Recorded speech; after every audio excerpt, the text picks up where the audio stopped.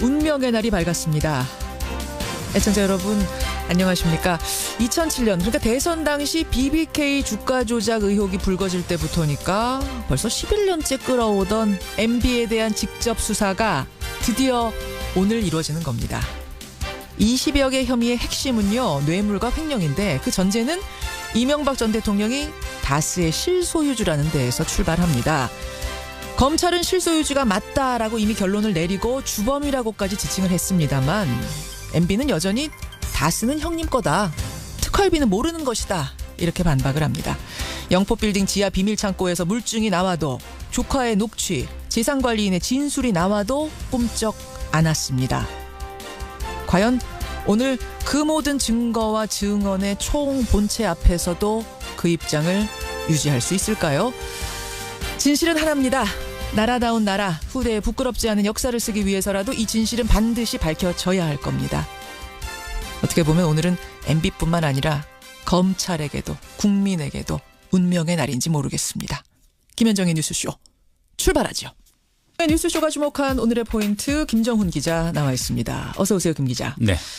첫 포인트 당연히 MB 소환부터 봐야죠. 네, 중앙지검 1001호실 피의자 이명박입니다. 예, 검찰의 포토라인 앞에 드디어 오늘 섭니다. 대통령직에서 물러난 지 1844일 만에 검찰의 피의자 신분으로 소환되는 건데요. 예. 조사를 받을 곳이 서울중앙지검 1001호실입니다. 1년 전에 박근혜 전 대통령이 조사를 받았던 그 장소죠. 바로 거기죠. 네, 조사가 오전 9시 30분에 시작되니까 지금쯤이면 이 전 대통령이 자택에서 채비를 하고 있을 것 같고요. 예. 조사를 받은 뒤에 조서 열람 시간까지 고려를 하면 아마 내일 새벽까지 검찰 청사에 머무를 것 같은데 조사 과정은 영상으로도 녹화될 것이라고 하네요. 그러니까 이번 한 번 조사를 끝내려고 하다 보니까 이렇게 길어지는 거죠? 맞습니다. 예. 근데 이명박 전 대통령으로서는 검찰 조사가 처음은 아닙니다. 대통령 당선인 신분이던 2008년에 BBK 의혹 등으로 특검 조사를 받았고요. 특검의 조사는 받았죠. 네, 또 초선 의원이던 1996년에도 선거 비용 관련해서 그 검찰 조사를 받은 적은 있습니다. 국회의원 시절엔 있습니다. 네네. 그런데 이번에는 그 앞선 조사와는 전혀 다르죠. 네. 전직 대통령 신분이라는 점도 있지만 혐의가 만만치 않아요. 네, 오늘 조사 대상 혐의가 뇌물수수, 직권남용, 횡령, 배임 등 20개가 넘고요. 예.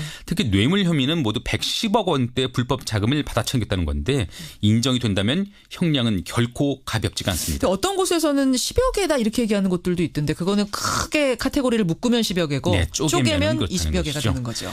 이 전 대통령 측은 여전히 이번 수사가 정치 보복이라는 입장을 유지하고 있네요. 예.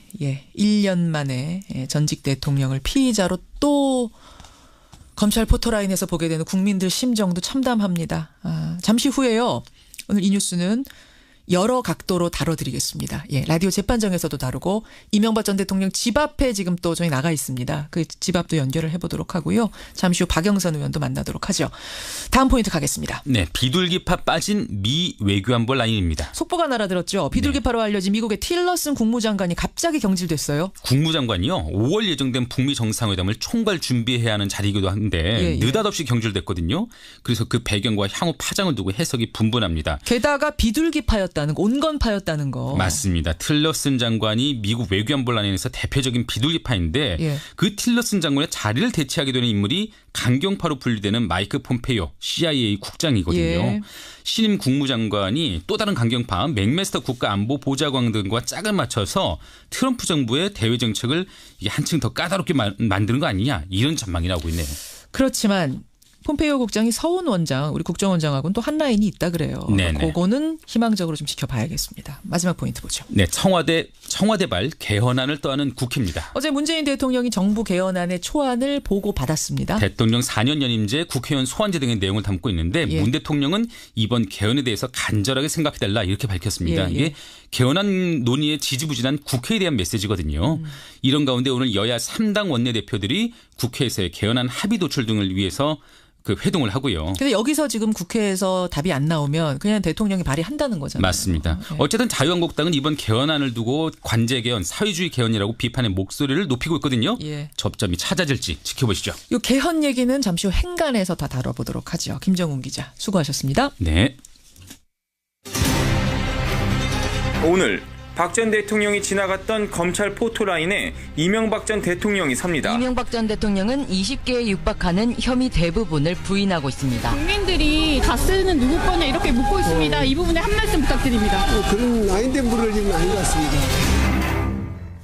예, 이명박 전 대통령 2시간 뒤입니다. 9시 30분에 검찰에 출석합니다. 검찰이요, 이 전 대통령에게 적용한 혐의는 20개 육박합니다. 이 가운데 뇌물수수, 직권남용, 공직선거법 위반, 대통령 기록물 관리법 위반 뭐 등등등등이 있는 건데 이 중에서도 뇌물수수가 최대 쟁점이 될 것으로 보이죠. 검찰은 2번 조사는 없다. 한 번에 끝내겠다. 자신감 보이고 있습니다. 이 전 대통령의 운명의 날, 이분을 좀 연결해 보려고 합니다. 지난 2007년부터 MB와 관련된 의혹을 파헤쳐 온 분이죠. 근데 본인은 정작 이 별명을 별로 좋아하지 않으신다고 해요. MB 저격수 더불어민주당 박영선 의원 연결합니다. 박 의원님 안녕하세요. 네, 안녕하셨습니까? 아니, MB 저격수라는 별명은 왜 안 좋아하세요? 그것이 강한 이미지이긴 합니다만은 제가 하는 일을 좀 왜곡시키고 또 축소시킬 수도 있기 때문에 그렇습니다. 아, 예, 뭐 이것만 매달리는 것이 아닌데 네, 사람들이 네. 박영선 하면 MB 저격수 이렇게만 기억되는 것이 그래요. 네. 그럴 수도 있겠네요. 자, 2007년 대선 때부터니까 10년이 넘었는데 드디어 9시 반 검찰에 출석한답니다. 포토라인에서 한마디도 한답니다. 오늘 아침 어떤 생각 드십니까? 제가 이 BBK 문제를 처음 이야기한 것이 2007년 6월 11일 국회 대정부질의에서입니다. 예. 그날로부터 지금 11년이 됐죠. 좀 늦었습니다만 신은 진실을 알지만 때를 기다린다 하는 이 때가 오긴 오는군요. 그리고 진실도 지금 이제 밝혀지고 있고요. 그런데 저는 MB가 좀 그동안에 자신이 차명 인생, 거짓 인생을 살았던 것을 국민들에게 좀 솔직하게 용서를 구했으면 하는 그런 생각이 있고요. 예. 또 저처럼 진실을 이야기한 사람을 끝없이 괴롭혔던 것에 대한 한마디 사과도 듣고 싶습니다. 네. 사과, 국민에 대한 사과, 그리고 괴롭혔던 다른 정치인들에 대한 사과도 좀 있었으면 좋겠다.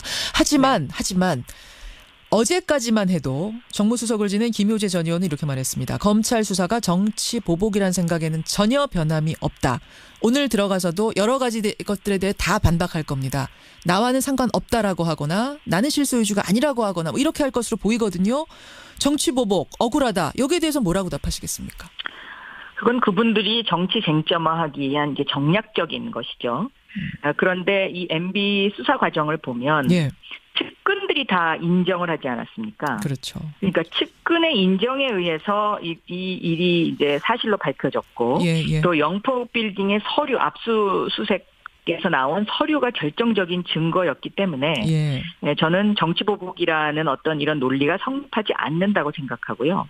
또 범죄 혐의가 이것을 말해주고 있고 국민들이 보고 있고 국민들이 이 MB가 그동안에 했던 그런 여러 가지 그 거짓 인생과 그 차명 인생에 대한 그런 어떤 분노 이러한 것들이 이것을 흔들 수 없다라고 생각하고 있습니다. 네. 그 20개 혐의에 대해서는 저희가 2부에서 좀 자세히 하나하나 짚어볼 거기 때문에 오늘 뭐 박 의원과 이 시간 하나하나 짚지는 않겠습니다만 네. 가장 핵심적인 혐의는 뭐라고 보십니까? 뇌물수수죠. 뇌물수수. 네, 그러니까 국정원 그 활동비 대납도 뇌물수수고요. 또 삼성 대납도 뇌물수수고요. 소송 대납. 예. 네, 소송 대납도 뇌물수수고 예. 이팔성 회장 김백준 비서관으로부터 받은 돈들도 뇌물수수고 그리고 다스를 통해서 그동안에 뺏은 돈이 있지 않습니까? 그렇죠. 이게 수백억 원에 달하는데요. 이게 다 뇌물입니다. 네. 근데 그 특활비 관련해서는 나는 보고도 결제도 받지 못했다. 그리고 뭐 다스 소송비를 삼성이 대납했다는 거 이것도 다 실소유주가 MB라는 전제 하에 성립되는 혐의인데 나는 다스의 실소유주가 아니라는 입장이거든요. 여전히. 다스의 실소유주라는 것은 이제 뭐 제가 보기에는 거의 검찰 수사를 통해서 다 밝혀진 것이고요. 그 다스의 실소유주가 아니라고 주장을 해야만 본인이 빠져나올 수가 있기 때문에 그런 거죠. 알면서도 알면서도 끝까지 이렇게 할 수밖에 거짓 없다. 인생을 끝까지 거짓말을 해야 되는 상황이 된 거죠. 막다른 골목에 이르는 겁니다. 네. 검찰이 이 논리 깰 수 있을 거라고 보십니까? 저는 깰 수 있다고 봅니다. 왜냐하면 예. 이 영포 빌딩에서 나온 서류들이 저는 결정적인 서류들이다. 지금 이렇게 보고 있거든요. 네. 그리고 아마도 서류. 예, 검찰이 예. MB의 자택을 압수수색하는 것을 상당히 고민했을 것이다라고 저는 생각하고 있습니다. 예. 그 MB의 자택에 더 입증할 만한 서류들이 많이 있을 텐데 아마도 전직 대통령이기 때문에 MB의 자택 압수수색을 안 한 거 아닌가 저는 이렇게 추측합니다. 네. 했어야 된다고 보세요? 했어야죠. 했어야 되는데 그것도 전직 대통령이라는 어떤 그 예우 차원에서 한 발 물러선 것이 아닌가 저는 그렇게 보고 있습니다. 예. 그래서 형집 압수수색한다든지 영포 빌딩 압수수색 선에서 마무리한 것이 아닌가. 그게 못내 좀 아쉬우신. 마무리를 했는데 거기서 입증을 할 만한 자료들이 나왔다고 생각이 됩니다. 그런데 MB 집을 압수수색을 했으면 아마 더 많이 나왔을 더 거다. 결정적인 증거들이 많이 있었을 것이다 이렇게 생각합니다. 측근이었던 정두원 전 의원은 이런 해석을 내놓더라고요. 혐의가 20개라는 말은 그만큼 결정적인 한 방이 없다는 의미일 수도 있다. MB는 흔적을 잘 남기지 않는 사람이다. 따라서 검찰이 그 연결고리 찾는 데서 상당히 어려움을 겪고 있다는 얘기도 들린다. 이러시던데 박 의원은 어떻게 보세요? MB가 흔적을 남기지 않는다는 점에는 동의하지만 예. 혐의가 20개가 된다는 것이 결정적인 한 방이 아니다. 이거는 저는 논리가 성립하지 않는다고 보고 있습니다. 그래서 이미 검찰은 예. 지난 2달 동안에 수사를 상당히 탄탄히 했습니다. 이번에는. 예. 제가 이 과정을 알고 있기 때문에요. 그러니까는 그 MB와 BBK와 다스의 그 과정을 알고 있기 때문에 예. 어디가 핵심 포인트고 어디가 아킬레스건이라는 거를 제가 대충 알고 있거든요. 아시죠? 근데 이번에는 검찰이 거기를 탁탁 찍어서 수사를 하더라고요. 결정적 한 방 그러니까 있다. 있습니다. 그게 영포 빌딩의 그 서류들이 압수수색에서 예. 나오지 않았으면 측근들이 아마 이렇게 무너지지 않았을 겁니다. 측근들이 다 무너졌잖아요. 다 무너진 게 이제 더 이상 네. 뭐 저쪽에 매달려봤자 속된 말로 별 볼 일 없다. 없을 것 네. 같아서 분 것이 다 진술한 것이 아니라 결정적인 증거를 들이미니까 어쩔 수 없이 다 진술할 그렇습니다. 수밖에 없었다라고 예. 보시는 거예요. 네. 그것이 바로 영포 빌딩에서 나온 서류들일 거다. 서류들이 꼼짝 못할 증거, 결정적인 네. 한 방은 거기다. 네. 알겠습니다. 그럼 구속도 될 거라고 보시는 거네요. 구속을 하는 게 당연하죠. 왜냐하면 이 특정범죄가중처벌법상에 이제 이런 어떤 1억이 넘는 사람에 대해서는 뭐 무기징역까지 가능하니까요. 예. 그리고 지금 이 뇌물수수의 액수가 100억이 넘기 때문에 예. 이것은 구속하는 게 너무나 당연한 것이고 그런데 검찰이 정무적 판단을 만약에 한다 하면 저는 그런 요소들을 또 감안할 수도 있다라는 그런 여지가 남아있다라고 보고 있습니다. 바로 거기죠. 검찰이 예. 지금 박근혜 전 대통령 구속 수감된 상태에서 이명박 전 대통령마저 구속시키는 걸 상당히 부담스러워한다, 고민한다는 얘기가 들리거든요. 그게 부담스러워하는 그 핑계일 수도 있는데요. 아직 그 검찰 내에 MB 시절에 혜택을 받은 검사들이 좀 남아 있습니다. 그래서 그런 부분하고도 좀 연결되는 부분이 있을 수 있고요. 예. 저는 제대로 정통적인 방법으로 수사를 한다 하면 이것은 구속을 해야 한다라고 보고 있는데 예. 만약에 검찰이 구속을 할 거면 한 번 정도 더 부를 것 같습니다. 그래요? 이번 한 번에 끝내겠다라고 말은 했는데 네. 왜 한 번 더 부를 거라고 보시나요? 더 한 번 다져야 되니까요. 구속 전에. 이것이 이제 법원에서 구속영장을 발부할 것이냐 말 것이냐에 대한 또 그런 또 하나의 또 넘어야 될 난관이 하나 있지 않습니까? 그렇죠. 그렇기 때문에 저는 만약에 구속을 할 거다 하면 한 번 더 부를 것이다 이렇게 생각하고 그냥 불구속 기소할 거다 그러면 아마 한 번에 끝내지 않을까 이렇게 생각합니다. 그러니까 법리적으로 그냥 봤을 때는 구속이 너무나 당연하지만 정무적인 네. 것들까지 다 판단한다면 사실은 반반이라고 보시는 건 현실적으로 반반이라고 보시는 거예요? 구속 여부. 현실적으로 6대 4 정도 됩니다. 6대 4. 구속 네. 6, 불구속 4 정도로. 네. 알겠습니다. 박영선 의원 여러분 만나고 있습니다. 어제 좀 화제가 됐던 발언이 하나 있어요. 이명박 전 대통령 측 김효재 전 정무수석이 이명박 전 대통령이 변호인단을 고용하는데 경제적인 어려움이 있을 거다. 왜냐하면 전 재산을 사회에 환원했고 서울시장 대통령 지내는 동안 월급도 안 받고 뭐 이랬기 때문에 상당히 어렵다 경제적으로. 이 말 듣고는 어떠셨어요? 소가 웃을 일입니다. 그리고 전두환 전 대통령이 한때 그러지 않았습니까? 자기 통장에 네, 29만 원. 29만 원밖에 그거하고 똑같은 일이다. 이렇게 보고 있습니다. 이런 얘기를 왜 했을까요, 근데? 동정심을 사고 싶었겠죠. 국민들로부터. 예. 그러나 이 말을 믿는 사람들은 아무도 없을 거고요. 제가 아는 차명 재산만 해도 엄청나게 많습니다. 얼마나 알고 계세요? 아시는 거? 다스가 이명박 대통령의 것이다고 하는 했을 순간. 때 제가 그동안 밝혀낸 차명 재산만 해도 정말 어마어마한 숫자입니다. 알겠습니다. 네. 예. 네. 아마 뭐 들으시는 분들이 판단하시겠죠. 동정표를 얻고자 지금 이제 변호인단 살 돈도 없다라고 말한 게 아닌가라고 하셨는데 지금 제가 그 이명박 전 대통령 집 앞 사진 계속 보고 있거든요. 들어오는 화면들 예. 보고 있는데 박근혜 전 대통령 때랑은 좀 분위기가 다르네요. 뭐 지지자가 보이나요? 거기 밖에? 확인 좀 해주세요. 지지자들 지금 안 보이는 상황인데 2부에 저희 지금 나가 있는 PD 연결을 해보겠습니다. 박영선 의원 고맙습니다. 네, 감사합니다. 예, 더불어민주당 박영선 의원이었습니다. 성환의 행간 시사평론가 김성환 씨 나오셨습니다. 어서 오십시오. 네, 안녕하세요. 예, 소가 웃을 일이다. 박영선 의원이 변호인을 구할 돈도 없다라는 얘기에 전두환의 29만 원이 생각난다 그러셨어요. 검찰 수사 내용을 다 부인하는 거죠. 뭐 검찰 수사를 통해서 이명박 전 대통령 재산이 한 1조 원 된다 이런 얘기까지 나오는데 변호사 쓸 돈이 없다고. 그러니까 돌려서 그렇게 얘기하는 거군요. 다스 내 거 아니다라는 얘기를 그렇게 하고 있는 걸 수도 있겠네요. 그렇죠. 그리고 나중에 추징에 대비하는 측면도 있는 거고요. 예. 내 앞으로 된 재산 그럴 수도 없다. 있겠네요. 이렇게. 그리고 여러 가지 포석을 둔 발언이었다. 네, 맞습니다. 동정표도 사려고 하는 거고. 네. 알겠습니다. 9시 반에 포토라인에서 대국민 메시지 낸답니다. 무슨 말을 할까요? 무슨 말을 해야 된다고 보십니까? 여러분 의견 받으면서 행간 들어가죠.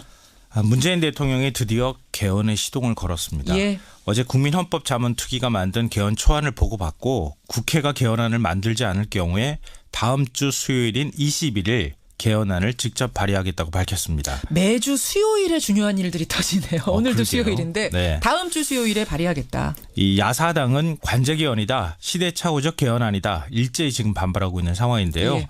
개헌의 시동건 문재인 대통령. 강하게 반발하고 있는 야당. 이 뉴스 행간을 좀 살펴볼까 합니다. 정부가 만든 개헌 초안을 한번 들여다보죠. 굵직굵직한 내용들이 많이 담겨 있네요. 예, 맞습니다. 가장 핵심적인 내용은 권력 구조겠죠. 현행 대통령제의 틀은 건드리지 않았고요. 예. 그 대신에 임기를 5년에서 4년으로 바꾸고 최대 1회에 한해서 연임이 가능한 4년 연임제를 선택했습니다. 연임제와 중임제가 다른 건 연임은 한 번 하고 반드시 그다음에 이어서 하는 것만 가능해요. 네. 쉬었다가 다시 도전하는 건 안 되는 거죠. 네, 그렇죠. 중임제는 그게 가능한 거고. 그러니까 중임제는 푸틴 대통령 같이 예. 그렇게 하는 게 가능하다고 생각하시면 될 것 같고요. 예. 연임제는 현직 대통령은 딱 한 번만 더 대선에 나갈 수 있다고 생각하시면 될 것 같습니다. 바로 이어서만 가능한 거. 네. 그리고 대선 결선 투표제도 도입을 했는데요. 이 국민의 30-40%밖에 지지를 얻지 못한 대통령이 당선이 되는 일이 많았잖아요. 그렇죠. 그러니까 투표율 생각하고 득표율까지 감안을 하면 그렇게 된다는 건데요. 예. 이 대표성과 정통성의 문제가 많이 그동안 제기돼 왔었습니다. 근데 결선 투표제가 되면 결국엔 마지막에 남은 사람 둘이서 이 득표를 겨루게 되는 거니까 과반 득표를 얻은 사람이 나올 수가 있겠죠. 대선 결선 투표제도 도입하자. 그리고 유신잔재인 국가 원수란 표현도 없앴고요. 헌법에 수도 조항을 명시해서 수도 서울이 관습헌법이다 이런 논란을 아예 없애버렸습니다. 아하. 직접 민주주의 강화를 또 했는데요. 국회의원을 임기 중에 탄핵할 수 있는 국민 소환제, 예. 국민이 직접 헌법과 법률을 발의할 수 있는 국민 발안제 조항도 넣었습니다. 예. 개헌안 초안 이런 내용들을 보고받았습니다. 문 대통령. 그러자 야당은 강력히 반발하고 나섰습니다. 이 뉴스에 행간 이면 들어가죠. 첫 번째 행간은 공수가 완전히 뒤바뀌었다입니다. 어떤 식으로요? 그동안 개헌 얘기 나올 때마다 개헌을 가장 강력하게 요구해온 곳이 어디입니까? 국회. 그렇죠. 그렇죠. 개헌에 반대온 사람은 현직 대통령. 그랬었네요. 예, 지금은 공수가 완전 뒤바뀌었죠. 지난 대선 때만 해도 여야 5당 대선 주자 모두 내년 지방선거 때 개헌 국민투표 하겠다 이렇게 철석같이 약속을 했었습니다. 예. 지금 근데 완전히 뒤바뀌었죠. 그리고 현직 대통령이요. 개헌 얘기를 꺼내는 건 굉장히 부담스러운 일이거든요. 제가 기억하기로는 한 최근 20년 이내에 대통령이 임기 중에 직접 개헌을 언급한 건 한 2차례밖에 안 되는 것 같습니다.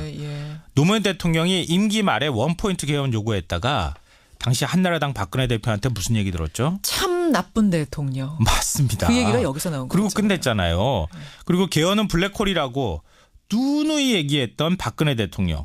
국정농단 사태가 터지니까 개헌 카드 쫙 빼들었잖아요. 그렇죠. 그 2차례밖에 없습니다. 예. 근데 지금 상황이 어떻습니까? 대통령은 임기 초인데도 불구하고 개헌에 적극적으로 나서고 있고 야당들은 안 된다 이렇게 반대하고 있습니다. 지금 청취자 질문 들어왔어요. 근데 갑자기 된다고 했던 사람들이 왜 안 된다고 하는 거냐라고 물어보셨는데, 그러니까 지금 각 당이 그리는 대통령제의 모습이 다른 거죠. 근데 그동안에 1년 동안 허송세월 보내다가 이제 와서 대통령이 내놓으니까 안 된다 이렇게 얘기하는 것도 좀 우습잖아요. 그게 하나 이제 다른 거고, 또 하나는 지방선거랑 같이 하는 거. 맞습니다. 이것도 지금 싫은 거예요. 개헌을 걸고 하게 되면 아무래도 정부 여당에 대한 지지가 높아질 수밖에 없다. 그렇죠. 이제 이런 점이 가만히 그런 있는 거죠. 우려들을 야당에서 내놓고 있는 상황입니다. 두 번째인가 뭔가요? 두 번째인가는 앞으로 한 달이 골든타임이다입니다. 한 달이요? 네. 문 대통령이 예고한 대로 21일 개헌안을 발의한다고 한번 치죠. 예. 국회가 논의할 수 있는 시간은 역순으로 계산하면 딱 한 달 정도밖에 없습니다. 개헌안 발의 직후에 공고기간이 20일이 있어야 합니다. 예. 그리고 국회가 의결하게 되면 이 의결한 개헌안을 공고하는 기간이 18일입니다. 아하. 38일은 무조건 있어야 합니다. 그러네요. 국회는 개헌안 발의 직후에 60일 이내에 의결을 하도록 돼 있거든요. 그러니까 지방선거일이 6월 13일이잖아요. 6.13. 그러니까 꼭 석 달이 남았거든요. 예. 그러니까 38일에 60일을 겹친다고 계산을 해보면 한 달 정도밖에 기간이 안 남는다는 겁니다. 그러니까 이게 바로 개헌의 골든타임이라는 얘기입니다. 사실 국민헌법자문특위가 내놓은 개헌안 초안 그동안 국회에서 다 논의됐던 내용이에요. 권력구조 문제만 합의가 되면요. 일사천리로 사실 논의가 진행될 수도 있습니다. 근데 사실은 그게 또 핵심이기도 해서 그게 안 풀리는 거잖아요. 그거 국회가 논의하면 되는 거죠. 대통령도 그렇게 하라고 하고 있는 거고요. 조금 더 열심히 지금까지 논의를 했었어야 되고 지금도 앞으로도 하면 하려면 돼요. 또 시간이 그렇게 없는 건 아니다. 없는 건 또 아닙니다. 이거 근데 의지의 문제예요. 지방선거랑 겹쳐서 여기에다 신경 쓰면서 할 시간이 없다라는 게 또 정치권 논리기도 한데. 네, 지금 지방선거 이후에 우리 개헌안 다시 논의하자고 얘기하는데요. 예. 아니 대선 공약도 이렇게 손바닥 다 뒤집고 있는 상황인데 그때 가서 논의 쉬울까요? 그리고 또 한 번 이것 때문에 투표를 한다는 게 이게 쉽지 않은 가능한 일입니다. 일이냐, 혹은 뭐 이 가성비를 따졌을 때 이번에 하는 게 낫지 않느냐, 이런 네, 얘기들이 맞습니다. 나오는 거죠. 마지막 행간 뭡니까? 마지막 세 번째인가는 문재인 대통령은 잃을 게 없다입니다. 그건 무슨 말씀이세요? 만약에 이번에 개헌이 무산됐다고 쳐요. 네. 근데 문재인 대통령한테는 뭐가 남겠습니까? 약속을 지키는 대통령이라는 이미지가 남습니다. 공약했던 거. 네, 야당은 약속 그냥 뒤집는 당이라는 낙인이 찍히게 돼요. 아하. 그리고 문 대통령은 이번 지방선거에 만약에 개헌안 문제가 올라가게 될 경우에는 예. 여당은 야당한테 개헌안을 막 밀어붙일 수 있고 야당 입장에서는 굉장히 수세에 몰릴 수도 있어요. 그러면은 선거에도 결국은 나쁜 문제가 아니거든요. 대통령으로서는 지금 발의안을 던지는 게 정치공학적으로 본다 하더라도 예. 잃을 게 없는 것이다. 그러니까 문 대통령이나 여당이나 잃을 게 없는 게임을 지금 하고 있는 것이다. 이렇게 봐야 될 것 같습니다. 여기까지 오늘의 행간 김성환 씨 수고하셨습니다. 네, 고맙습니다. 정의 뉴스쇼 2부 출발합니다. 잠시 후 9시 반 이명박 전 대통령이 검찰의 모습을 드러냅니다. 지금 이명박 전 대통령 사저 앞에는 긴장감이 감돌고 있다고 하는데요. 지금 길바닥 PD, 박훈규 PD가 저희 이 뉴스쇼를 위해서 나가 있습니다. 잠시 후에 사저 앞을 연결해 보도록 하고요. 수요일의 코너 라디오 재판정에서는 그 20가지 혐의를 좀 찬찬히 들여다보겠습니다. 어떤 혐의가 있고 거기에 대한 이명박 전 대통령 측의 대응 논리는 뭔지, 검찰이 그걸 깰 수 있는 논리는 또 뭔지 쉽게 정리해드리죠. 일본도 가보겠습니다. 일본에서는 지금 아베 총리가 위기를 맞고 있습니다. 공문서를 조작한 사실이 드러났는데 또 그 와중에 독도가 자기네 땅이라는 내용을 포함시키는 학습 지도 요령 개혁안도 공개를 하면서 이래저래 우리로선 참 걱정스럽고 딱합니다. 일본 도대체 무슨 일이 벌어지고 있는 건지 호사카 유지 교수도 만나보죠. 화제 인터뷰에서는요, TV 홈쇼핑 얘기를 해볼 텐데요. 이 시청자들의 눈길을 끌어잡기 위해서 가짜 백화점 영수증을 가지고 방송을 하던 홈쇼핑들이 무더기로 적발이 됐습니다. 이것을 조사한 분 연결하죠. 50원에 단문 100원의 장문 유료 문자 샵 1212 카톡 레인보우까지 열어놓고 출발합니다. 안 남았습니다. 지금 이명박 전 대통령 MB 집 앞의 분위기는 어떨까요? 서울 강남구 논현동에 있죠. MB 자택 앞에 독립언론인 길바닥 저널리스트 박훈규 PD가 나가 있습니다. 불러보죠. 박 PD. 예, 논현동 사저 앞에 있는 거죠? 예, 그렇습니다. 예, 7시부터 나가서 지금 분위기를 체크하고 있다고 들었는데 지금 8시 현재 분위기는 어떻습니까? 지금 현재 집 앞에는 한 100여 명의 취재진들과 예. 경찰과 그다음에 이명박 전 대통령 경호하기 위해서 청와대 파견된 경호원들이 분주하게 움직이고 있는 그런 상황입니다. 예. 지지자들 모습도 좀 보여요? 오늘 이 골목은 사실상 그 취재진을 제외한 모든 일반 시민들은 통제를 하기 때문에 다른 지지자들이라든가 일반 시민의 모습은 볼 수 없습니다. 아니 뭐 펜스를 쳐놓은 건 알고 있습니다만 그 펜스 바깥으로 박근혜 전 대통령 때 생각해보면 지지자들이 상당히 많아서 차가 나가기도 어려울 정도였는데 그런 모습은 안 보입니까? 예. 그 오전에 일부 일반 시민이 현수막을 제작해서 나와서 잠깐 시위를 하는 모습 외에는 일반 지지자들이라든가 다른 시민들의 모습은 현재 지금 보이지 않고 있는 모습입니다. 그럼 집에 불은 켜져 있고 당연히 예, 측근들이나 가족들 출입하는 모습은 안 보이나요? 제가 이제 7시부터 지금 나서 지켜보고 있는데 아직 지금 측근들의 모습은 보이지 않고 다만 자유한국당의 이재호 의원, 권성동 의원과 조금 전에 자유한국당의 전 의원이 한 분이 자택 안으로 들어가는 모습을 지켜볼 수 있었습니다. 이재호 전 의원, 권성동 의원이 들어갔어요. 자택으로. 네네. 예, 한 명 더 지금 확인 안 됐지만 한 명 더 3명이 들어간 겁니까 그러면 정치인들? 예, 그렇습니다. 예, 그렇군요. 들어갔다는 이야기는 같이 움직이는 건지 어떤 건지 모르겠는데 오늘 스케줄이 어떻게 되는 겁니까? 오늘 검찰청에서 9시 반에 출석이기 때문에 이곳 자택에서는 사실상 한 9시 20분 정도면은 차량을 타고 출발할 것으로 보입니다. 이곳에서 검찰청까지 거리가 5km가 채 안 되기 때문에 오늘은 또 특별히 경찰의 어떤 에스코트를 받아서 주변 도로 통제를 받아서 이동을 하기 때문에 그렇게 오랜 시간이 걸리지는 않을 것 같습니다. 오늘 9시 5분부터 30분까지 이 강남 일대의 도로가 통제된답니다. 통제한 채 경찰의 에스코트를 받아서 경찰청까지 5km 정도를 가게 된다. 박홍규 PD도 따라가는 건가요, 그 차를? 예, 저는 이제 이것을 잠시 후 다시 검찰청으로 이동을 해서 그곳에서 이제 계속해서 취재를 좀 이어나갈 생각입니다. 그래요. 포토라인에서 오늘 대국민 메시지도 발표를 하는 거죠? 네, 그렇습니다. 예, 어떤 이야기를 할 거라고 지금 예측들 하고 있나요? 이미 사실 어저께 많은 언론 보도를 통해서 그다음에 측근들을 통해서 이야기가 나왔지만은 오늘 특별한 대국민의 메시지가 어떤 내용이 나올 거라는 구체적인 내용은 나오지는 않았지만은 다만 이것이 어떤 자신에 대한 정치적 보복이다라는 메시지는 분명히 담겨서 그와 동일한 내용을 발표할 것으로 계속해서 지금 추측을 좀 해보고 있습니다. 정치 보복이다. 이런 것들이 다시는 벌어지지 않았으면 좋겠다. 이런 쪽이 나오지 않을까라는 관측이 가장 높은 현실. 네네. 예, 알겠습니다. 경찰이 몇 명이나 있어요, 집 앞에? 지금 오늘 경찰들도 이곳 입구가 조금 지하철 도로에서 들어온 입구가 약 한 400m 정도 되는데 그곳에서 경찰 줄지어서 있는 모습까지 사저 앞뒤로 해서 약 한 100명에서 150명 정도의 경찰이 지금 이명박 전 대통령의 자택을 지금 이렇게 에워싸듯이 하고 있습니다. 집 앞에는 150명 정도 경찰이 있고 지금 검찰청사 앞에는 취재진만 500여 명이 있다고 합니다. 내외신 취재진들. 이런 상황입니다. 여기까지 분위기 전해 듣죠. 박훈규 PD 고맙습니다. 네. 예, 길바닥 저널리스트 박훈규 PD 통해서 지금 MB 집 앞의 분위기들 확인해봤습니다. 수요일의 코너입니다. 라디오 재판정.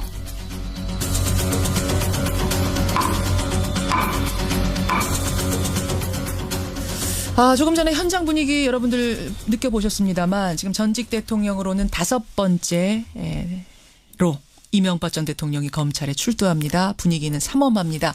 검찰청사 앞도 지금 긴장감이 흐르고 있다고 합니다. 앞서 예고드린 대로 오늘 라디오 재판정은 법적으로 따져볼 부분들, 도대체 20가지 혐의는 뭐고 핵심은 뭐고 거기에 대한 MB의 대응 논리는 뭔지 검찰은 뭘 준비하고 있는 건지 따라가 보죠. 서울지검 1001호실로 미리 가보시는 겁니다. 예, 서울지검 1001호실 우리와 함께 입실할 두 분의 변호사 소개하겠습니다. 오늘은 이게 웃으면서 소개해도 될지 모르겠어요. 분위기가. 수락관 노상국님. 예. 오늘도 인사말을 준비는 해오셨어요? 제가 애청자 마마님들께 인사드리겠습니다. 노상국입니다. 기침하셨습니까? 맛있고 따뜻한 수라가 준비되어 있습니다. 예, 오늘 뭐 날은 좀 그렇지만 긴장감이 흐르지만 노 변호사님 여유를 주시네요. 그래요, 예. 그래요. 백 변호사님 안녕하세요. 네, 안녕하세요. 뭐 전직 대통령 5번째 포토라인 쓰는 거에 대해 관련해서는 좀 국민하는 사람으로서 좀 찹찹한 심정 분명히 있어요. 그런데 참담하죠. 이게 더 좋은 사회로 가는 그런 방향이길 좀 바라봅니다. 그렇죠. 제가 아까 오프닝에서 말씀드렸잖아요. 진실은 하나다. 네. 지금 나는 아무것도 모릅니다. 난 다스 주인도 아니고 특활비도 모르고 아무것도 모른다고 하지만 진실은 하나고 언젠가는 시간이 걸리더라도 밝혀진다는 거 우리는 항상 봐오지 않았습니까? 이번에 좀 믿어보기로 하죠. MB 소환 A부터 Z까지 따져보는 겁니다. 여러분들 궁금증 보내주십시오. 50원의 단문 100원의 장문 유료 문자 샵 1212 카톡 레인보우입니다. 먼저 9시 30분에 검찰청에 들어가는데 네. 들어가는 시간은 정해져 있지만 나오는 시간은 모르는 거죠. 내일 이 시간까지 안 나오실 수도 있어요. 극단적으로 생각하면 박근혜 전 대통령도 한 22~23시간 정도 있다 나오지 않았었나요? 맞아요. 거의 예. 새벽 다 돼서 나왔는데 왜냐하면 검찰 입장도 그렇고 이명박 전 대통령 입장도 그렇고 비슷한 게 여러 번 들어가고 싶진 않잖아요. 일단 피의자 입장에서 이명박 전 대통령 입장에서는 당연한 또 거고. 검찰 입장에서도 전직 대통령 오늘 아침에 벌써 보시면 아시겠지만 예. 저 사저 앞에 경찰 와 있고 통제하고 오늘 올 때 또 교통 통제해가지고 에스코트 해가지고 또 검찰청 오죠. 맞습니다. 그 여러 번 하기 힘들잖아요. 힘들죠. 부담스럽죠. 그래서 어쨌건 일단 첫 번째 조사 한 번에 끝을 내겠다라는 게 양쪽 당사자들의 어찌 보면 일치된 의사이기 때문에 내일 아침이 되더라도 뭐 어쨌건 한 번에 좀 끝을 내려고 양자 다 노력을 할 것 같습니다. 꼬박 세울 수도 있다. 백 변호사님. 신분은 노 변호사님. 네네. 피의자 신분 맞습니까? 네, 지금 피의자 신분인 걸로 알고 있는데 저는 지금 백 변호사님 말씀하신 것처럼 오래 걸릴 것 같긴 한데 예. 한 가지 걱정되는 게 있어요. 뭐요? 이명박 전 대통령이 조금 불편하고 힘들면 꼭 기침을 너무 많이 하셔가지고 그렇죠. 사실은 그게 그 건강에도 조금 안 좋을 수 있고 이제 오랫동안 장시간 재판받을 때 재판이 아니라 장시간 수사받을 때 괜찮을지 좀 걱정스럽거든요. 근데 이번에는 뭐 잘 하시겠죠. 예. 그 기침을 많이 해서 하다가 쓰러지거나 뭐 이렇게 될까 봐. 그 기침한 제가 그 인터뷰하는 걸 여러 번 봤는데 할 때마다 그 기침을 상당히 많이 하셔서 이게 맞아요. 사실은 그 수사받다가 건강이 갑작스럽게 악화되거나 이제 이렇게 되면은 수사기관 입장에서도 매우 난감한 상황이기 때문에 아마 그 부분도 조금 고려해서 주변에 보약 좀 챙겨가지고 그렇죠. 주변에 좀 들어가는 그런 좀 조치가 필요할 것 같아요. 그래요. 예. 1001호실 지난번 박근혜 전 대통령 조사했던 그곳 왜 또 여기입니까? 사실 1001호라는 곳이 그러니까 일반 피의자들이 조사받는 곳보다는 좀 넓고요.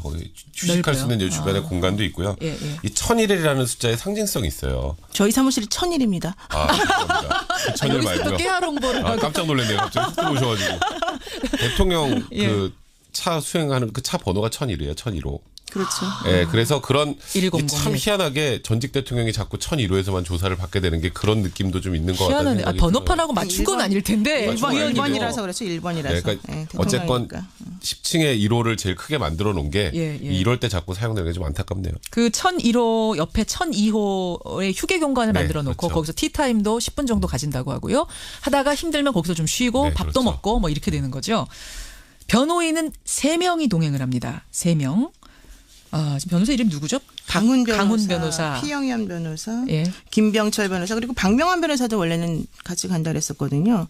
박명환 변호사라는 분은 잘 모르실 텐데 이분이 이제 최근에 어제인가요? 합류하신 걸로 지금. 그럼 4명이에요 지금? 예, 지금은 원래 4명 체제로 지금 되어 있고요. 제가 봤을 때는 이 옆에서 그러니까 피의자 신문 조서를 받을 때에 그 변호사님들이 참여를 하시는데 그게 매우 힘들어요. 왜냐하면 그 하시는 분도 힘들지만 앉아서 옆에서 계속 이 뭘 물어보는지 그 방향이 무엇인지 세우고 검찰이 가지고 있는 이 공격을 할 수 있는 무기가 뭔지 이런 걸 확인하면서 계속 옆에서 체크를 해야 되기 때문에 그거를 연세가 많으신 변호사님이 하시기 힘들 것 같아요. 그러니까 지금 강훈 변호사님이 연세가 좀 있으시거든요. 그렇죠. 그러니까 제가 봤을 때는 피영현 변호사, 김병철 변호사, 박명환 변호사 이런 분들이 사실은 조금 젊은 축에 속하기 때문에 좀 어떨까 모르겠어요. 그럼 바로 이런 정도 조사면요. 거의 한 명은 거의 사실상 속기사 노릇을 해야 돼요. 다 받아 적어야 됩니다. 아니 거의. 어차피 영상 녹화한다고 그러는데 그거 나중에 달라 그러면 안 돼요? 그게 아니라 이제 나중에 이제 계속 이제 조사에 대비하려면 오늘 들고 나온 걸 기초로 해서 준비를 해야 되잖아요. 그럼 어떤 질문을 하고 검찰이 어떤 걸 내놓고 이런 것들을 원래 통상 이렇게 피의자 신문을 받을 때는 옆에서 변호사가 그냥 할 일이 별로 없어요.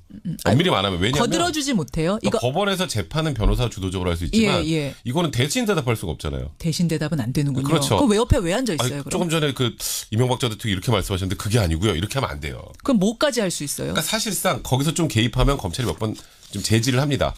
제지를 하고 딱 정해져 있지는 않지만 이 조사를 받을 때는 피의자와 검찰이 받는 거고 변호사는 심리적인 안정 혹시 안에서 있을 옛날에는 뭐 사실 고문이나 뭐 이런 것들도 있을 수 있었으니까 피의자의 심리적 안정을 위해서 변호사가 있는 거고요. 근데 오늘 같은 이런 사건 같은 경우는 보통 한 명의 변호사가 사실상의 속기사 역할을 합니다. 네, 아니 심리적 안정만 하는 건 아니고요. 이제 그 흐름을 좀 보다가 만약에 조금 불리하거나 뭔가 잘못되는 방향으로 간다 그러면 잠깐 휴식을 취하겠다라고 하고 그게 심리적 안정을 위한 거죠. 중간에 같이 가서 그다음에 어떤 식으로 전략을 짜서 하는 게 맞다라고 코치를 다시 해주고 코치 역할 이런 게 다시 필요해요. 그 코치도 MB가 얘기하고 있는 와중에 그거 하지 마세요. 이렇게는 안 되는 거고. 아니 이제 하실 때 말씀 이제 이런 경우도 있어요. 말씀하실 때 잠깐 중단시키고 모시고 나가서 다른 얘기해서 좀 다시 들어보는 이런 식으로 가능한데 휴식을 취하십시다. 뭐 이렇게 그러면서 이제 예를 들면 김현정 앵커가 조사받고 있는데 현정 앵커 말안을 딱 잘라가지고 그 말은 이 말입니다. 이렇게 설명하면 안 된다는 거죠. 또 왜 저를 거기서 예시로? 죄송합니다. 주변에 있는 사람을 자꾸 쓰더라고요. 보니까. 알겠습니다. 변호사가 3명 대동합니다만 그 3명이 할 수 있는 역할은 속기하는 역할 나중에 쓰기 위해서 그리고 쭉 보다가 잠깐 좀 쉬고 하시죠. 그렇죠. 정도 할 수 있는 요 정도 조력자 역할을 할 수 있다. 영상 녹화를 병행합니다. 박근혜 전 대통령 때는 안 했습니다. 그때는 왜 안 하고 지금은 하는 거죠? 박 전 대통령은 저는 사실 이 부분도 동의를 굳이 꼭 받아야 되는 거가 했었는데 박 전 대통령은 거부를 했었어요. 그 당시에. 그랬죠. 근데 박 전 대통령은 그게 뭐가 남는 게 싫었던 건지 그래서 그때 영상 녹화를 안 하는 걸 보고 뭔가 진짜 숨기고 싶은 게 맞나 보다라는 그런 느낌이 있었어요. 저희들도.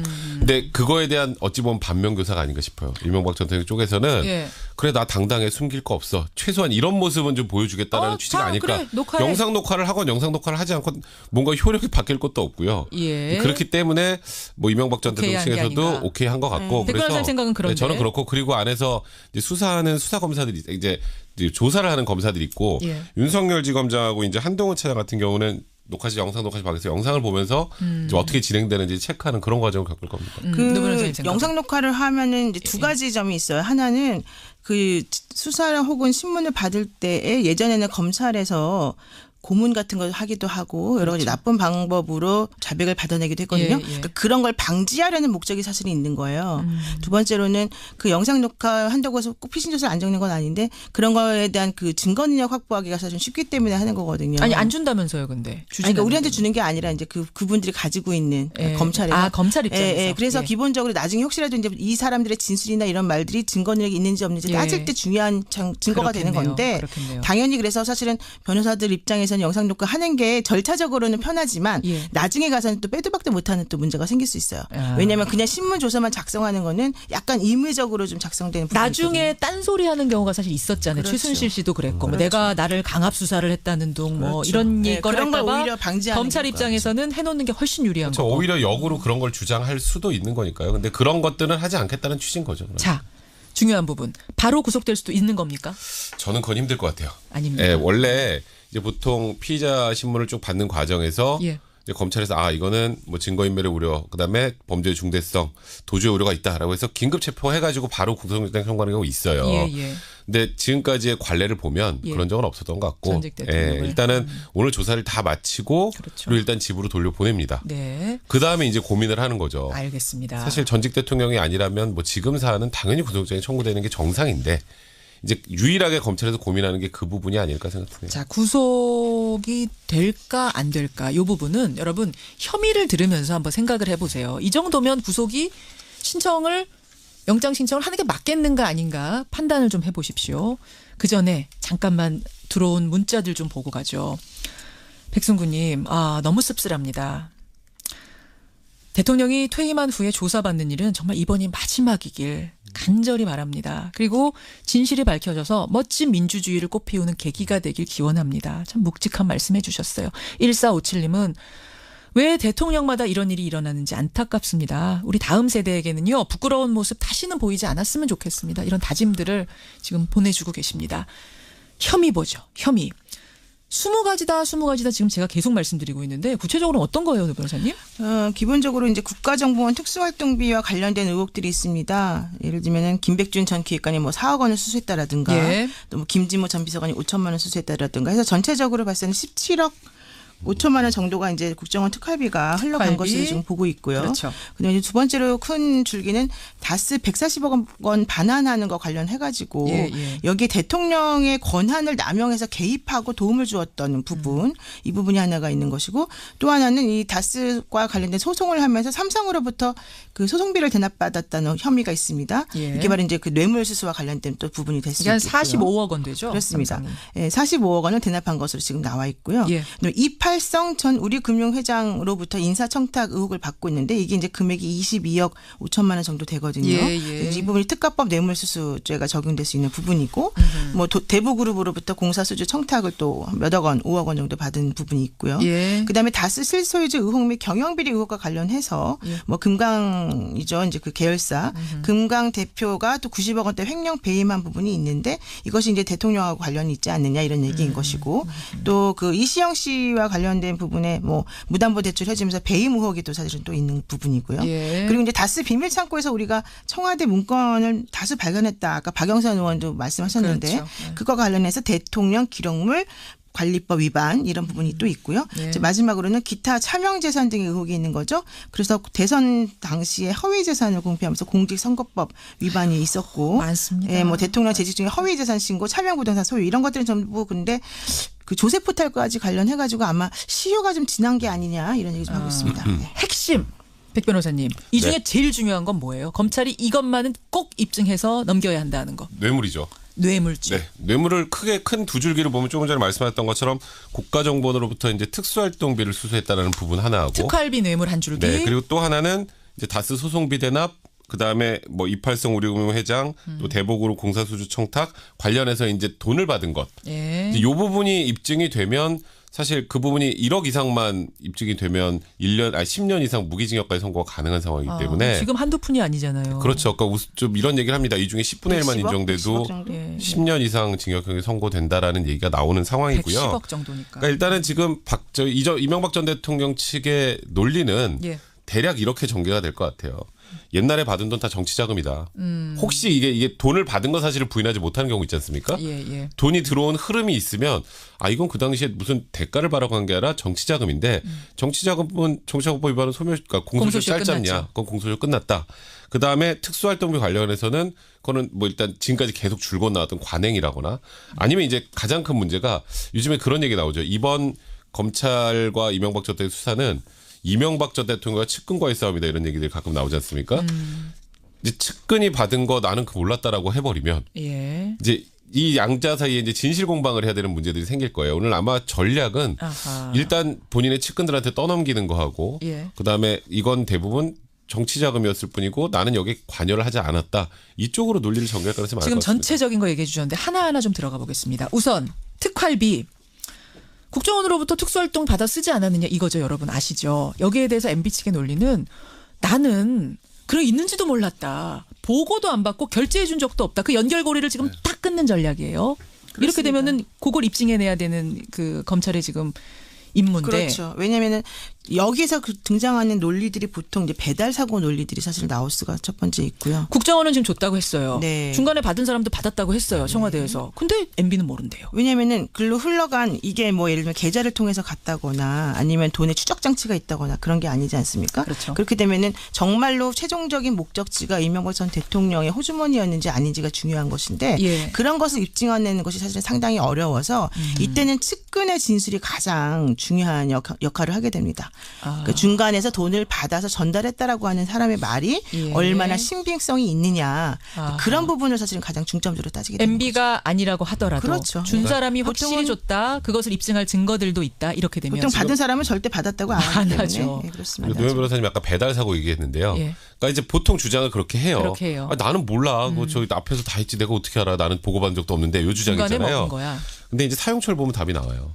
저는 개인적으로 또 그런 생각을 합니다. 진술도 중요하지만 예. 이게 만약에 예를 들어서 김백준 총무기획관의 주머니로 들어갔다. 예, 예. 돈이 이제 국정원에서 들어온 건 있는데 사용처가 없어요. 그럼 김백준 총무기획관이 꿀꺽했으면 이거는 배달 사고네 이렇게 볼 수 있는데 그렇죠. 지금 김백준 총무기획관이 진술한 걸로는 이명박 전 대통령의 지시를 받아서 특수활동비를 이제 국가정보를 받았고 이명박 전 대통령의 사용처를 지시한 대로 사용한 걸로 지금까지 이제 진술이 돼 있고 그 부분이 제가 알기로는 입증이 됐어요. 사용처가. 그래요. 네, 어디인지 지금 이렇게 언론상으로 명확하게 나오진 않지만. 어디래요, 진짜? 궁금하네요. 그건 전 잘 모르겠어요. 그래서 이제 그 부분은 검찰에서 굉장히 입증했대요. 자신감을 가지고 있는 부분이에요. 특활비 부분. 네. 자, 근데 그럼 그 부분은 그 당시에 어떤 식으로 돈이 쓰여졌는지를 사실 확인하면 금방 나와요. 그래요. 네, 네, 이 부분은 입증할 수 있을 거다. 뇌물수수로 가보죠. 왜냐하면 전부 진술한 걸로 알려져 있거든요.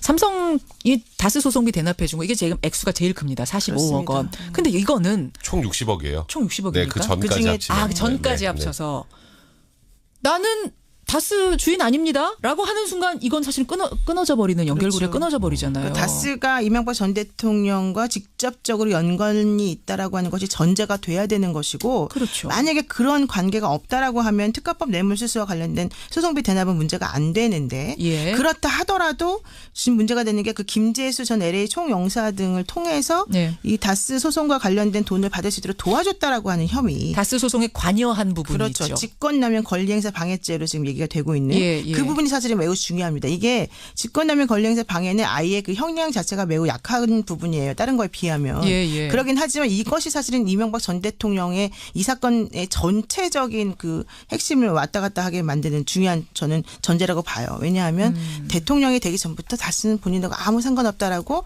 정말 목 놓아 부르셨었는데 예.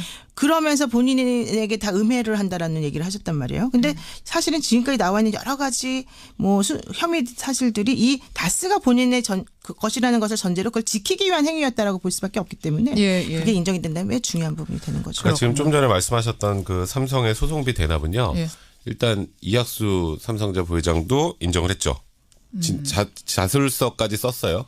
대납해줬다는 것까지는 인정했는데 네. 그게 MB 보고 그랬습니다라고까지 그다음에 제가 얘기했어요. 말씀드릴게요. 김백준 총무기획관이 이명박 전 대통령의 지시였다는 것도 진술을 했습니다. 그다음에 그 진술을 왜 했을까요? 이제 보통 지금 측근들이 왜 했을까요? 어느 날 갑자기 이게 정권이 바뀌었으니까 다 이제 풀어야지가 아니에요. 아니다. 객관적인 자료가 나오니까 어쩔 수 없이 자백을 하는 거란 결정적인 말이에요. 것을 내밀면서 자 이거 보시오. 근데 그게 이래도 아닙니까? 언제 이랬을 거다. 딱 흐름이 바뀌냐면요. 예. 검찰이 영포 빌딩을 몇 번 압수수색을 했었죠. 아까 박영선 의원하고 똑같은 얘기 네, 하시네요. 그런데 마지막으로 영포 빌딩을 압수수색할 때 1, 2층은 신경도 안 쓰고 지하 2층으로 바로 내려갔어요. 예. 그건 누가 확실하게 내부자 제보를 한 거거든요. 거기 가보십시오 하고. 네, 그래서 지하 2층에 내려가서 거기서 지금 대통령 기록물도 나오고 예. 이 다스 관련된 서류들이 엄청나게 많이 나왔어요. 그러니까 이 삼성 소송비 대납 그 전까지 한마디도 나온 적 없었습니다. 영포 빌딩 지하 2층에서 나온 서류를 기초로 시작을 한 거기 때문에 이게 입증이 거의 됐다라고 검찰은 자신을 하는 거고요. 예. 그러니까 이 부분은 이명박 전 대통령이 피해가기 힘들다고 얘기가 나오는 겁니다. 그 영포 빌딩 자료 관련해서 에피소드가 하나 있는데 예. 원래 압수수색은 한 번 한 곳은 또 하지 않는다. 이게 기본이라서 사실은 영포 빌딩 처음에 들어갔었을 때 모두 숨겨놨었어. 처음에는 사실 찾은 게 별로 없었대요. 그랬는데 예. 이게 하고 난 다음에 사람들이 이제 안심하고 그쪽으로 옮겨놔라 해가지고 지하 2층으로 옮겨놨다는 거예요. 그 얘기가 나중에 다른 사람 수사할 때 나왔어요. 누가 그 얘기를 했군요. 예, 그 수사 받는 과정 중에서. 그래서 그 사람 얘기 끝나자마자 쫙 가가지고 지하 2층으로 찾아온 바로 거예요. 내려가서. 예, 그래서 그것 때문에 지금 이쪽 MB 측에서는 정말 허를 찔렸다. 예. 그런 제가 이건 직접 들은 얘기라서 확실할 수 있는데 어쨌든 그것 때문에 사실 문제가 더 커졌다라고 얘기를 하고 있습니다. 그래서 아까 박영선 의원도 결정적인 것들이 그 서류에 담겨 있다. 이팔성 전 회장 같은 경우, 우리금융 회장 같은 경우에도요. 그 전에 한 번도 언급된 적이 없는 인물이잖아요. 맞아요. 그것도 역시 영포빌딩 지하 2층 그리고 이병모 청계재단 사무국장의 자료에서 나온 거예요. 그리고 뭐 혹시 아실지 모르겠지만 이팔성 우리금융 회장 같은 경우에는 기습적으로 압수수색을 당해서 맞아요. 너무 놀래서 그 금액 22억 5천만 원에서 뭐 8억 원 SD 이렇게 써 있는 그 매물을 삼키려다가 실패했다라는 얘기까지 제가 확인했습니다. 이병모 전 사무국장 재단 재단 사무국장도 마찬가지예요. 증거 인멸하는 게 사실 당시 매우 컸었거든요. 예. 그래서 그거를 막기 위해서 그 전에 이 누군가가 A라는 사람이 진술을 해줬고 예. 그걸 토대로 가서 보니까 정말로 거기서 증거인멸을 하고 있는 걸 잡은 거죠. 자, 그러면 MB는 이런 상황에도 측근들이 다 술술술술 진술 자백하고 있고 뭐 증거도 확실한 게 나왔다 이런 얘기가 나오는 와중에도 결정적인 한 방은 없다라고 얘기하고 있거든요. 이런 소문들이 돌고 그건 그렇죠. 왜 그런 거예요? 네. 그럴 수밖에 없죠. 이게 직접 증거가 있기가 사실 어려운 부분이고 이분이 10몇 년 동안 그러니까 대통령이 되면서부터 지금까지 사실 시간이 많이 지났지 않습니까? 예, 예. 그동안에 조사를 몇 번 받았습니까? 특검에서 조사받고 검찰에서 조사받고 너무 많은 수사를 받으면서 자료를 사실은 다 없애버릴 수가 있었던 거예요. 기간이 너무 길다. 네, 그러니까 직접 그것 증거도 때문에 없고. 결정적 한 방 얘기가 나오는 저는 결정적 한 방은 지금 아직 안 들어가셔서 모르시는 것 같은데요. 지금 일단 관련자들의 진술이 전부 이명박 전 대통령 가리키고 그렇죠. 있고요. 예. 그리고 그 전까지 검찰에서 항상 좀 걱정했던 증거의 부족은 영포빌딩 2층에 지하 2층에서 대부분 해결을 해줬다라는 게 지금 검찰의 입장입니다. 자, 여러분 정리가 좀 되십니까? 예, 이런 상황에서 이제 이명박 전 대통령이 1시간 뒤에 검찰 정사 앞에 섭니다.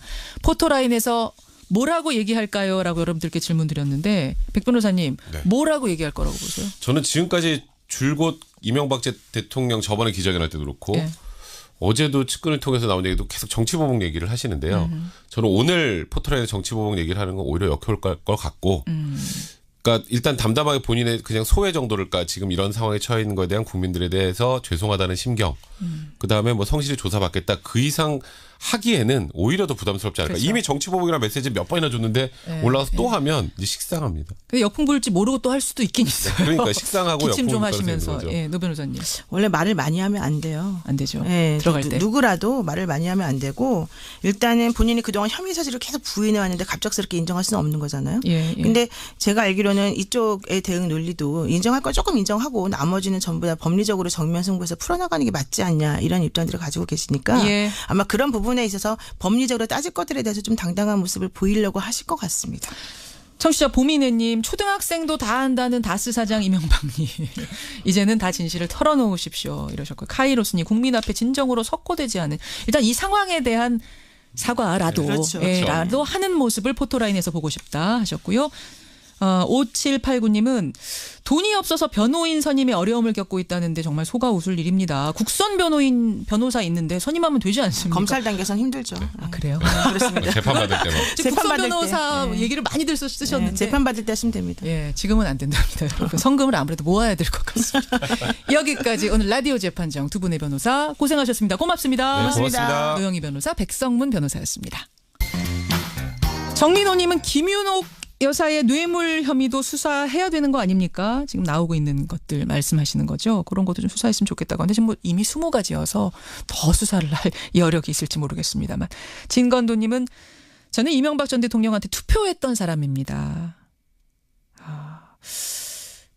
이분이 대신 죄송하다라고 사과하고 싶다는 문자 주셨어요. 고맙습니다. 여러분의 문자 뭐 참담하다 씁쓸하다는 문자 가장 많이 들어오네요. 분위기를 좀 바꿔보죠. 일본으로 가겠습니다. 일본 얘기로 가겠습니다. 독도는 우리 땅. 이거 우리에게는 너무나도 당연한 말인데 일본에서는요. 지난해 초등학교, 중학교 독도 교육을 의무화한 데 이어서 이번에는 고등학교까지 독도는 자기네 땅이라고 쓴 교과서를 가지고 교육을 하기로 그 범위를 확대하기로 했답니다. 뭐 정확히 말하면 고등학교 학습지도 요령 개정안이라는 것을 공개한 건데요. 독도는 일본 땅이라고 의무적으로 초, 중, 고까지 가르치게 된다는 얘기입니다.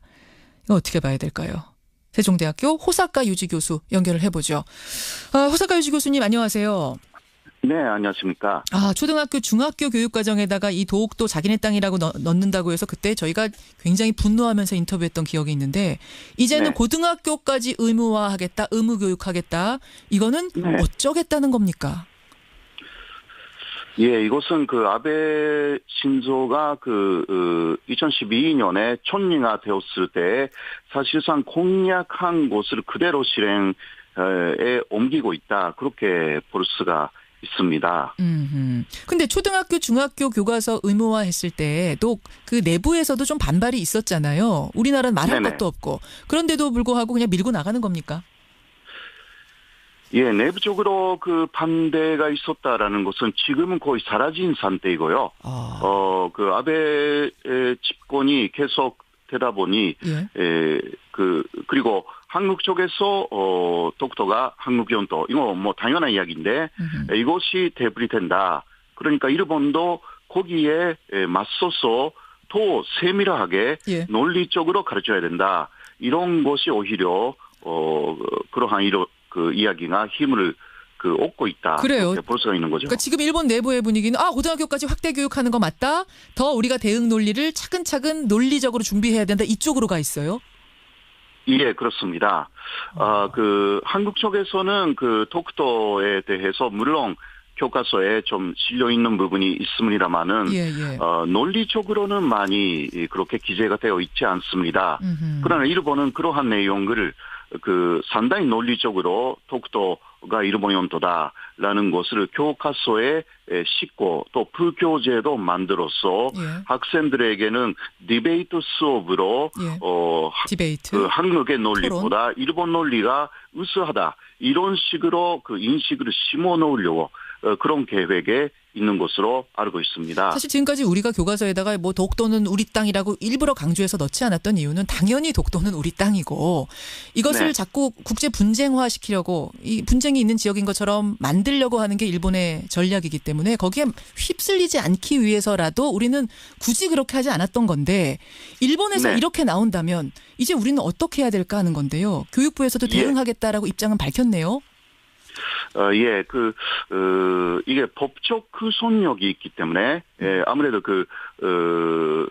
일본의 교재는 그 검증 작업에서 그렇게 교재를 선택하지만, 그러나 학습 지도 요령이라는 것은 일본 정부가 결정하는 것이기 때문에, 그러한 그 학습 지도 요령에 독도는 일본 영토다라고 나온다라는 것은 일본 정부의 주장, 그러니까 그 주장을 그대로 놔두면 오히려 국제법적으로 독도는 일본 영토라는 것을 한국 쪽에서 인정하는 셈이 되기 때문에 상당히 이 대응에 대해서는 신중하고도 그러나 정확하게 그렇지 않고 그것은 일본의 왜곡이다. 잘못된 주장이다. 독도는 한국 영토이고 한국의 고유 영토다라는 것을 정확하게 어느 정도는 반박해야 되는 그러한 입장이 된 것이죠. 지금은 이제 팔짱 끼고 당연히 우리 건데 하고 모른 척할 상황은 아니다. 그 도는 넘어섰다고 보시는 거군요. 예, 그런 것입니다. 그러니까 현재까지는 그런 식으로 대응하는 것도 논쟁에 휘말리고 분쟁으로 가는 길이다. 이러한 인식이 있었지만 지금은 그것을 놔둬버리면 오히려 분쟁 지역이라는 것을 한국 스스로가 인정하게 되는 그러한 상황이 되었기 때문에 적절한 대응이 필요한 시점에 왔다. 그렇게 할 수밖에 없습니다. 아베 정권이 계속 왜 이렇게 극우로 치닫는가 저는 이 부분이 궁금한 건데 지금 일본 내부에서는 아베 지지율이 상당히 떨어졌다면서요. 이 사학 스캔들이 계속 연이어 터지면서. 먼저 내각 지지율이 요새 일주일 안에 6% 정도 떨어졌고요. 6%포인트가 일주일 만에 떨어졌어요? 네네네. 그러나, 아직은 45% 유지하고 있고요. 다음에 전리로 누가 적합하느냐라는 여론조사를 했더니, 역시 아베 신조가 30%, 그 다음에 28.5% 정도로 이시바라는 사람이 올라와 있지만 그것은 일반 대중에게 대한 여론조사였고요. 자민당 안에서만 했던 여론조사에서는 이것은 엊그제 했던 조사인데 아직은 아베 신조가 50% 넘는 그러한 지지율을 갖고 있어가지고 다른 사람들은 거의 10%대이기 때문에 아시다시피 일본 촌이라는 것은 자민당 내에서 요단 내에서의 득표로 그렇게 되는 경향이 아주 강하기 때문에. 자민당 총재가 되면, 당에서 총재가 되면 이게 총리가 되는 이런 시스템인 거죠. 그런 것입니다. 내각제이기 때문에. 그래서, 자민당 내에서의 지지율이 가장 중요한 포인트이죠. 근데 그게 지금 단단하다는 어떻게 될지 모르겠습니다만은 지금 스캔들이 나왔기 때문에. 아주 크게 스캔들이 나왔기 때문에요. 앞으로 어떻게 될지는 모르지만, 그러나, 현재 시점에서는 아직 아베 신조가 상당히 강하다. 그렇게 보여집니다. 예, 지금 큰 스캔들이 나왔다 한 부분은 이제 공문서를 조작하는데 아베가 관여했다라는 새로운 스캔들이 나온 겁니다. 자신에게 계속 불리했던 그 사학 스캔들 있지 않습니까? 거기에 관련돼서 자신에게 불리한 부분들을 삭제하도록 조작을 지시했다. 이거를 그 내부인이 폭로를 한 거죠. 내부 고발을 한 거죠. 이러면서 지금 요거는 좀 타격이 있을 거라고 보세요. 예, 그러나 그 아베 신조가 지시를 했다라는 이야기는 아직 안 나와 있고요. 아소타로 채무상, 부촌리가 지시를 했고 거기에 책임이 있다. 이런 이야기까지는 올라와 있습니다. 거기까지. 예. 그렇다면 결국은 아베를 떠올리게 되는 건 합리적인 의심을 하게 되는 거 아닙니까?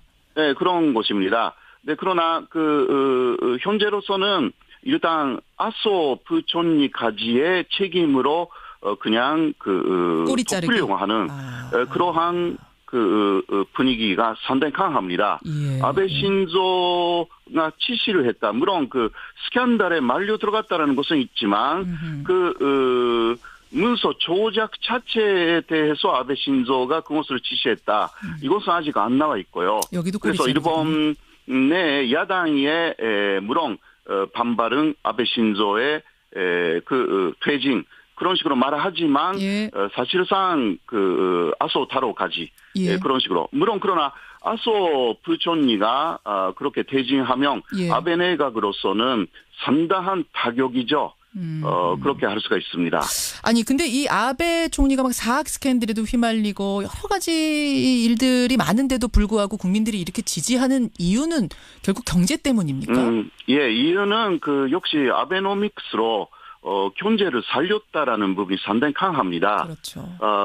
지금 일본 내에서는 일자리가 굉장히 넘치거든요. 한국하고 대단히 대조가 되는 부분이고 또 한국 사람들도 일본 쪽으로 취업하는 그러한 현상을 좀 보이고 있습니다.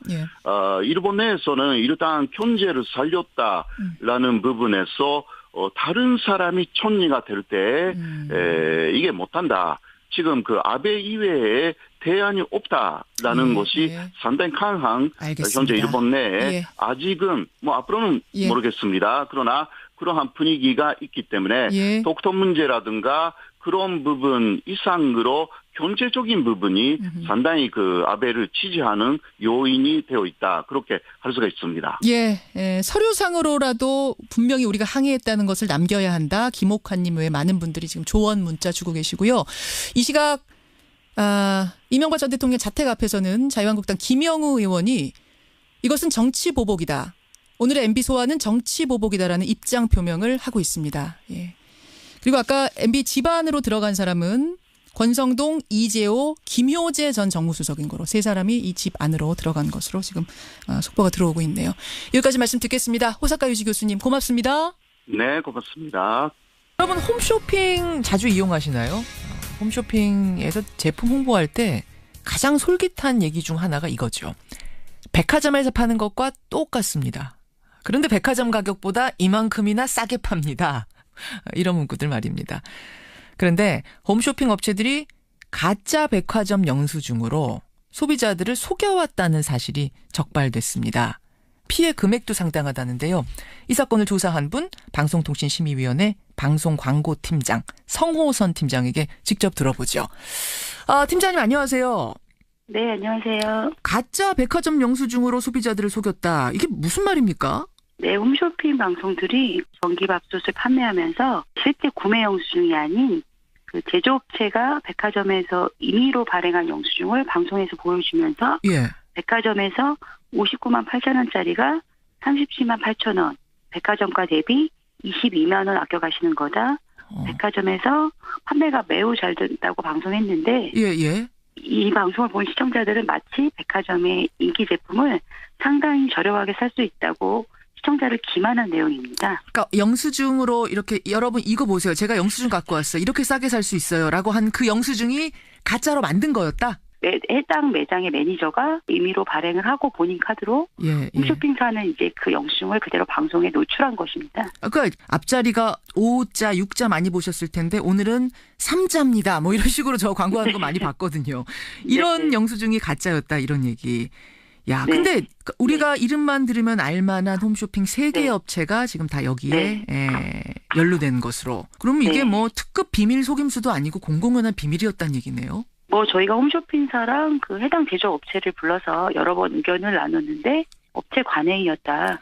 그래서 좀 억울한 측면도 있다고 이렇게 주장하고 오히려 있습니다. 걸린 우리가 네. 억울하다는 식으로. 네. 참 놀랍습니다. 아니 근데 방송심의위원회가 경찰도 아니고 소비자단체도 아닌데 어떻게 이 사건을 조사하게 되셨어요? 사실은 이번 건은 예. 서울에 거주하신 한 소비자가 이 방송을 믿고 구입을 했는데 예. 우연한 기회에 판매 가격이 실제 백화점 가격보다 저렴하지 않다는 사실을 알게 되셨고 그 후에 화가 나셔서 전국의 백화점 가격을 조사하셨습니다. 아, 전국에 있는 백화점들의 그 제품 가격을 다 조사를 하셨어요. 개인이. 네, 전화로 직접 다 조사를 하셨다고 하더라고요. 와, 그랬더니요. 그랬더니 실질적으로는 이제 홈쇼핑에서 제시한 가격보다 싼 백화점도 있었고 오히려 방송에서 얘기한 것처럼 59만 8천 원에 판매되는 곳은 단 한 곳도 없으셔서 우리 위원회에 이 방송 내용이 허위라고 민원을 제기해 주셨습니다. 대단한 네네. 소비자입니다. 대단한. 네. 이 밥솥 같은 경우에는 한 소비자의 노력으로 우연찮게 밝혀진 거라 하더라도 우리가 네네. 모르고 지금 속아 넘어가는 것들도 이런 게 관행이라면은 꽤 있을 것 같은데요. 네, 심의가 진행 중인 사항이 하나 더 있는데 김치 냉장고 판매 방송입니다. 김치 냉장고요. 네, 이 김치 냉장고를 판매하면서 김치 냉장고 시리즈 중 가장 낮은 가격대의 제품이 출고가가 339만 원인데 방송에서는 뭐 가격대가 500만 원 또는 백화점에서 파는 똑같은 그 김치 냉장고 최고급 모델을 320만 원에 판매한다고 방송해서 마치 백화점에서 판매하는 동일 시리즈의 고가 모델 599만 원짜리와 동일한 제품인 것처럼 시청자를 기만했습니다. 이것도 가짜는 가짜인데 수법이 조금 다르네요. 보통 가전제품 같은 경우는 한 시리즈에 여러 가지 모델이 있는데 그 상세 모델명을 밝히지 않고 시리즈 모델명만 뭐 M9500 이렇게 밝히면서 굉장히 어렵게 가격을 맞춰서 왔다. 네, 이렇게 얘기하니까 시청자들은 또 외관으로는 외관은 비슷하죠. 가거든요. 예. 네. 기능 몇 개 다른 거니까. 또 이것도 궁금해요. 홈쇼핑에서 건강기능식품 자주 팔잖아요. 네. 근데 다이어트 효과가 있습니다. 뭐 이러이러한 기능이 있습니다라고 설명들을 많이 하는데 그게 정말 다 맞는 건가? 이것도 다 믿고 사도 되는 건가 궁금할 때가 많아요. 일단은 뭐 직접적으로 체중이 감소한다든지 다이어트 효과가 있다 이런 표현을 사용하시면 안 되고요. 안 돼요? 아예 안 돼요? 네. 다이어트 식품뿐만 아니라 뭐 관절에 관련 건강기능식품 판매하시면서 뭐 활동장애 걷지도 못하고 했던 분이 막 걸어 다닌다. 뛰지도 못했던 분이 막 뛰어다닌다. 이런 식의 과장된 표현을 너무 많이 사용하셔가지고 우리 위원회로부터 중징계를 받은 사례가 꽤 많이 있습니다. 이번에도 6개 홈쇼핑 회사들에게 법정 제재가 내려졌다면서요?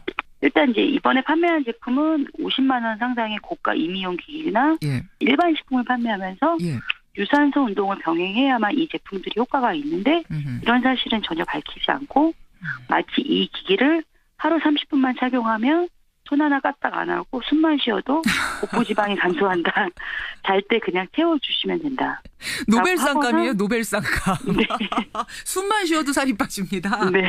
그래서 소비자가 실제로 사용을 했는데 효과가 없다고 저희 위원회에 또 민원을 제기해 주셨습니다. 그래서 저희가 방송 내용을 검토해보니 여러 가지 제한 사항이 있는데도 장점만 부각시켜서 저희가 중한 제재를 내리게 됐습니다. 이렇게 적발이 되면 어떤 제재, 어떤 처벌을 받게 되나요?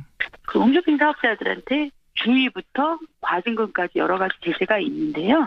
이러한 제재를 받게 되면 TV 홈쇼핑 사업자가 승인 사업자이기 때문에 향후 재승인 과정에 영향을 받게 됩니다.